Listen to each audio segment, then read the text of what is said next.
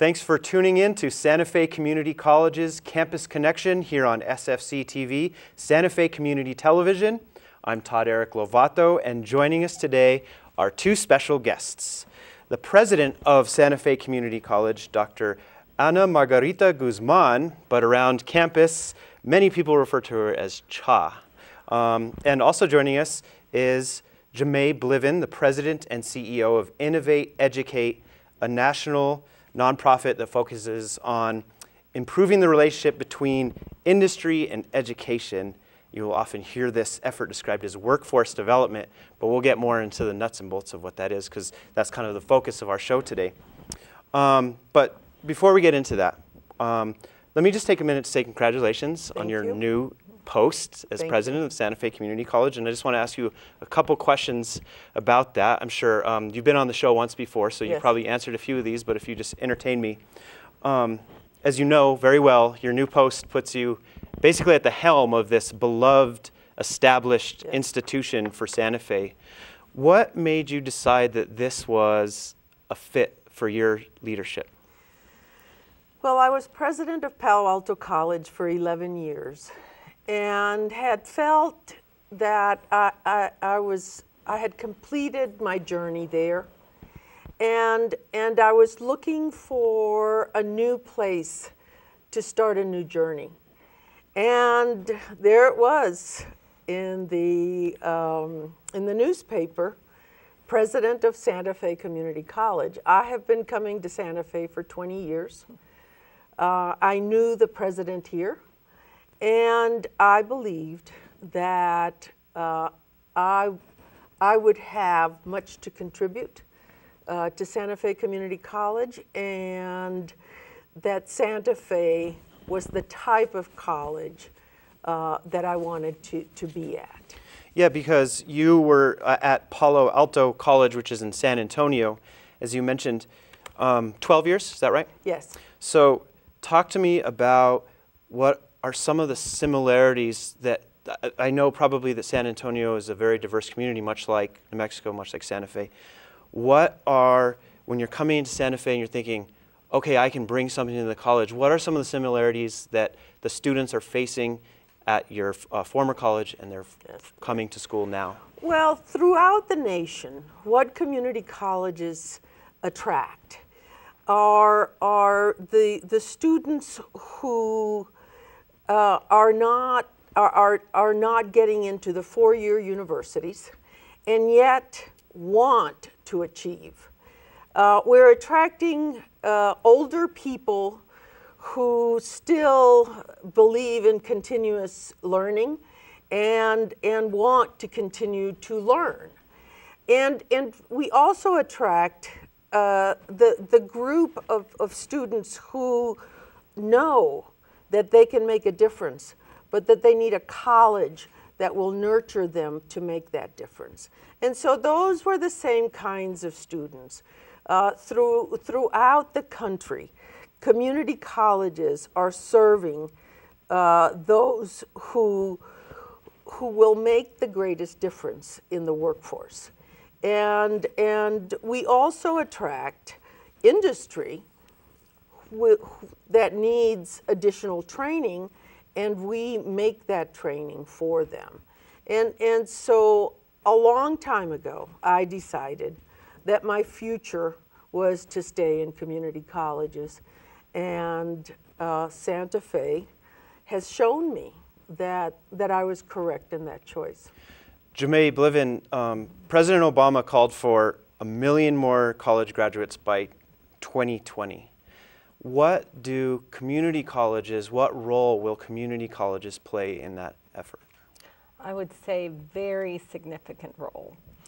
You know, we have a changing country, a changing education system, changing demographics. I came back to New Mexico because I was in North Carolina, and President Bowles at that time said, by 2016, there'll be more Hispanic graduates graduating high school in North Carolina than anybody combined of any other population of students.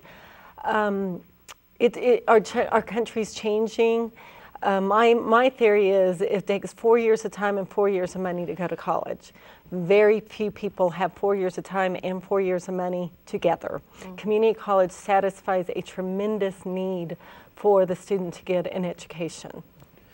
Okay, so we work close to education, and so we get used to using terms like STEM training, workforce development, skills gap, national skills gap.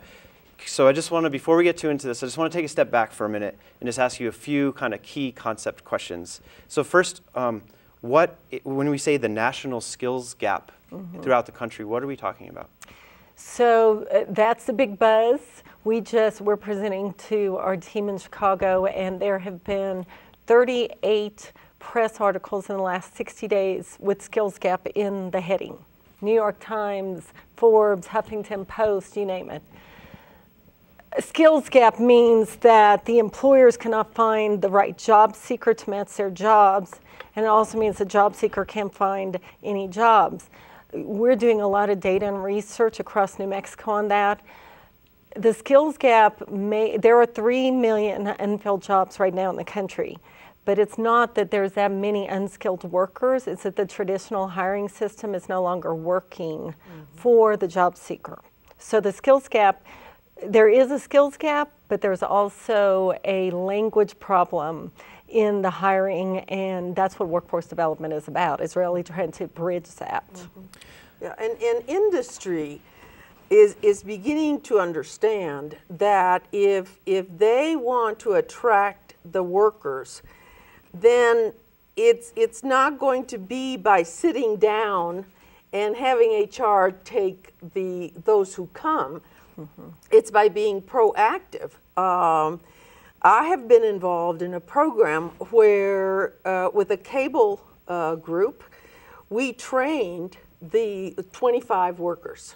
Okay, the workers had to pay the tuition, but the cable group paid the tuition and hired them if they graduated in good standing. And so here was a very proactive employer that said, okay, we don't have the technicians, but if we work with the community college to train our technician, then they will be trained. And so I just think it's taken industry a little longer to understand that we are here to help them, and that we can fill the skills gap. So this union between industry, who need skilled workers, specialized jobs, and the role that community colleges are playing to provide those, is this a new trend? Has this been existing for a while? Is this something, unique to Santa Fe Community College? What's the kind of the state of these relationships? They're emerging. There's more and more that are emerging, and that is because of what Jamai said. That there is a gap between what industry needs and what high schools are graduating. And so what we have found in community colleges is that there doesn't need to be that skill gap. If industry will be proactive, we will work with them, and we are training many students at Santa Fe Community College to fill those skill gaps. Jamai, what are some of in New Mexico, what are some of these industries that are experiencing this high job demand? What are some of the areas where community colleges can come in and fill in the blanks? So I would say all of them. Yeah. We're working with industry across the state. We're meeting with the mayor of the city of Albuquerque this afternoon. Employers from every industry is having trouble, and I do believe some of it is that we are graduating students from high school that are totally unprepared for community college, higher ed, or the workforce. So it's a critical situation, but it's not only in New Mexico, it's across the entire country, and I'm sure you had this in San Antonio. Yes. It's a national crisis on skills, but everybody knows it, and community colleges are lead in helping be the partner to solve it. Absolutely. Four-year universities don't have the mechanism to move like a community college can to work with the industry. Yeah, and 3/4 of the jobs in the next 20 years will require only some college or 2 years of college with an associate's degree. And so we need to advertise that more, because the students who graduate from high school are only setting their sights on the 4-year colleges without understanding that there is this other option that is a very good option for them, where they can get a certificate, which could be a 1-year certificate, where they can get an associate degree and then work, mature a bit, and then go on to the 4-year if that's what they want. It's an interesting phenomenon, because you hear about unemployment and the rates and people looking for jobs, and then to hear you say, well, you know, there's this industry that needs these jobs. They're in dire need of this workforce. And so just to hear that there's that kind of disparity there is very interesting. I mean, and I think you're right that the focus, you know, the unemployment line isn't just for philosophy majors anymore. You know, that's kind of expanding, and that community colleges are filling in some of those roles No, I want to change the subject just for a second. The U.S. Department of Education released some new research. Tell us more about that. So on Wednesday, the Department of Ed released 2011 graduation rates. New Mexico, unfortunately, was at the 49th in the country, behind Nevada, with 63% graduation in 2011 across New Mexico, and less than, you know, much lower in different minority groups. And this is high school graduation. High school graduation. So we're having a problem preparing our students. And, you know, we're working very closely with Secretary Scandera and her office. But, you know, again, it's not a New Mexico issue. It is a national issue that, you know, the real number in Chicago Public Schools is drop out as much as 60%. So, you know, this is a big issue. I want to go back to the skills gap, though. We're working with Santa Fe Community College specifically around an assessment called Work Keys. We're doing tremendous data across the state and nationally around cognitive assessments. So 95% of all jobs in the country require 3 to 5 of the same skills. So the community college is very, very well equipped to work with those students to get them those cognitive skills that will make them successful on the job and to go on to higher ed. Absolutely. You know, so 95% require the same skills: reading, literacy, mathematics, applying mathematics.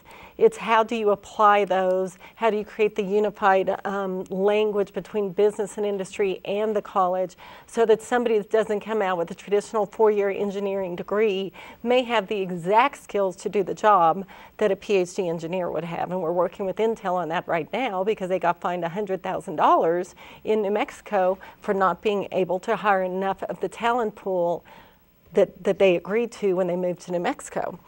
That's because they're hiring based on 4-year degrees only. Yes.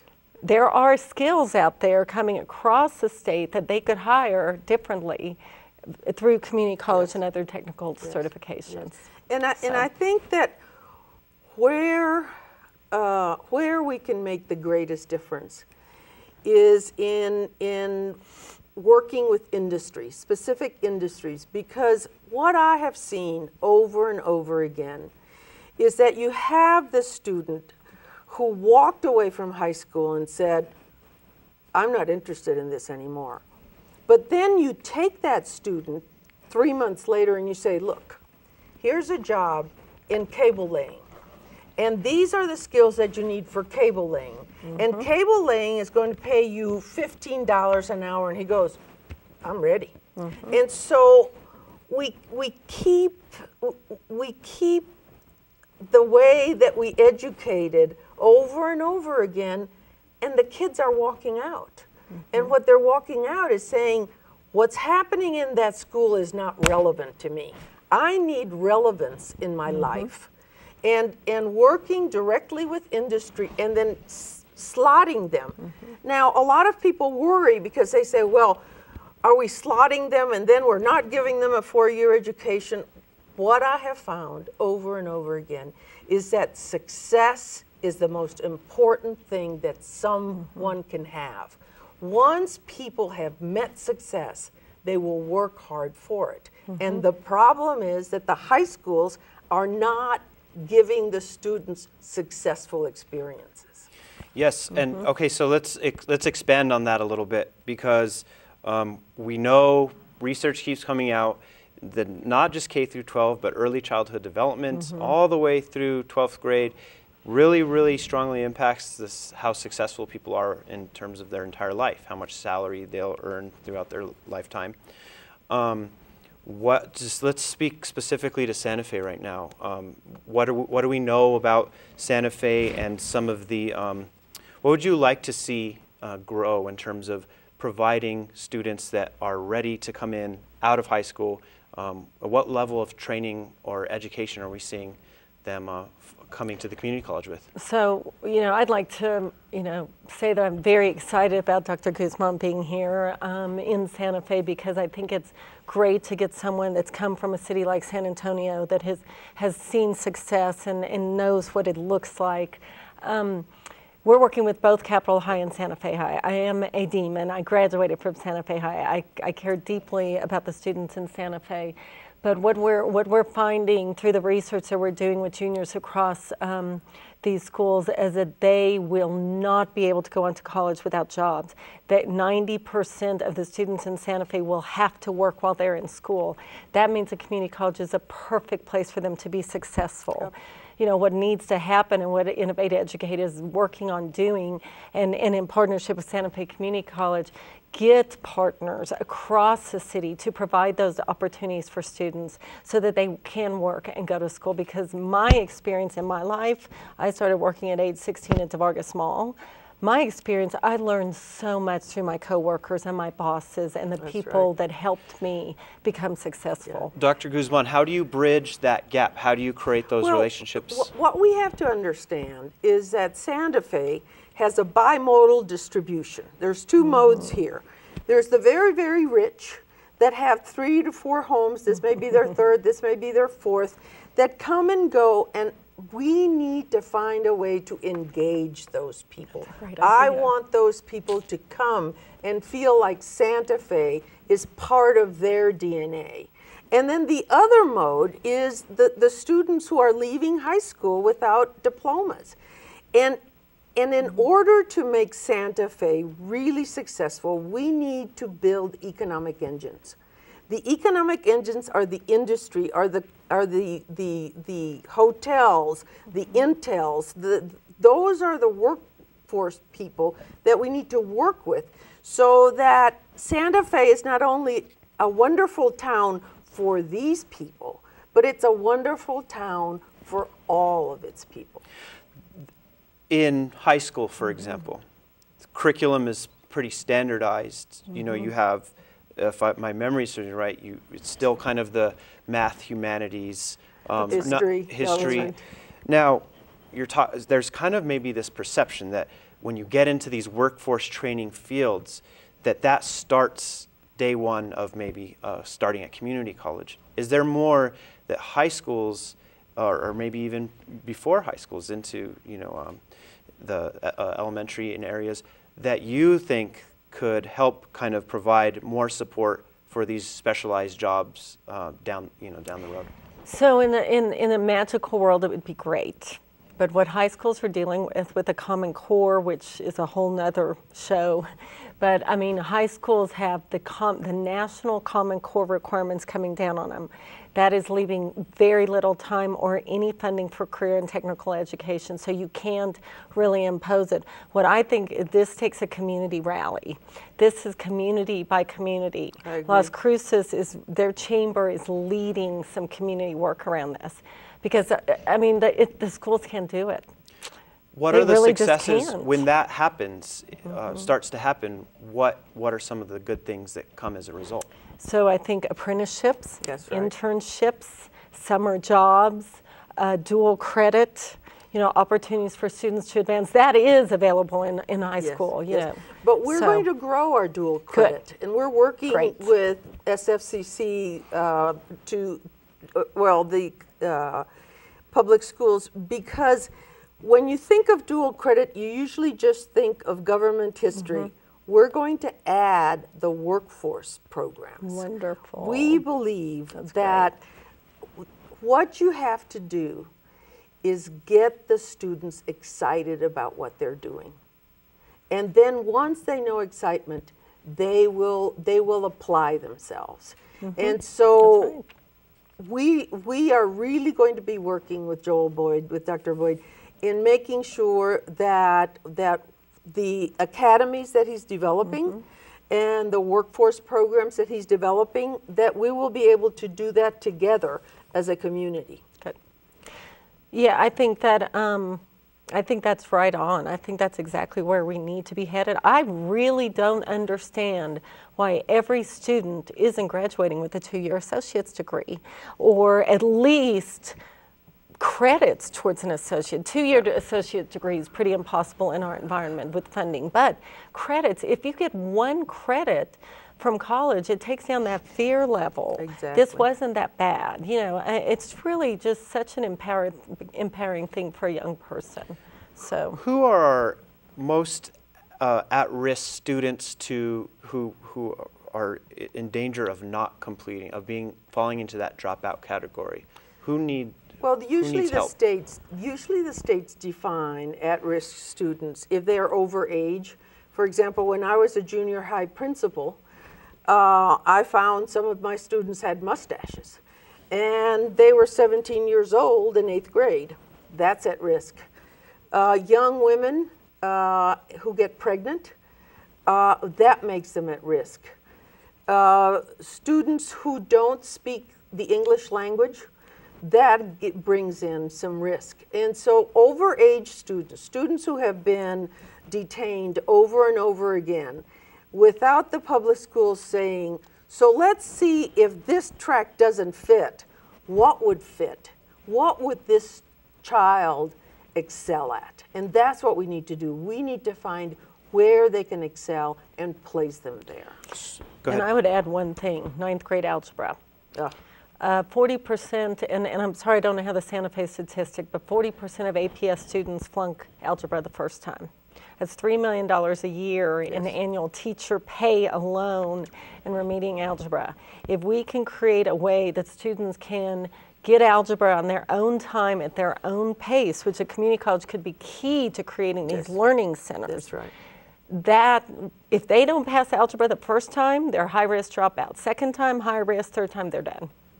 What are some tools then? Okay, that's really interesting, because that's a very something small that can make a profound impact down the road. So that, yeah, they don't get. And our system requires algebra. You know, the old system might have said, we're going to, you know, in Europe, you route towards career and technical or college bound. Our system requires algebra. So. Oh, go ahead. Well, I just have some real problems with the way that we have constructed our public school systems. And the we is not New Mexico, the we is the United States of America.